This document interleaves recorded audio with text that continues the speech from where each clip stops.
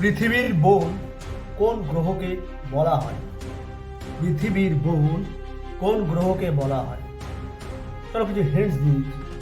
সেই গ্রহ সবচেয়ে গরম আমাদের এই সৌরজগতে, সেই গ্রহ সবচেয়ে বেশি গরম কোন গ্রহ হতে পারে? গেস করো। আরও কিছু আমি হিন্টস দিচ্ছি। সেই গ্রহ উল্টো দিক থেকে ঘোরে। আমার মানে আমাদের সৌরজগতে যত গ্রহ আছে সব গ্রহ পশ্চিম দিক থেকে পূর্ব দিকে আবর্তন হয় বা ঘোরে। একমাত্র সেই গ্রহ পূর্ব দিক থেকে পশ্চিম দিকে আবর্তন হয় বা ঘোরে।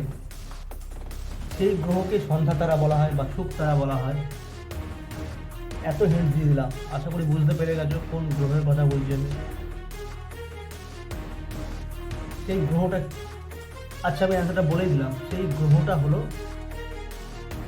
শুক্র গ্রহ।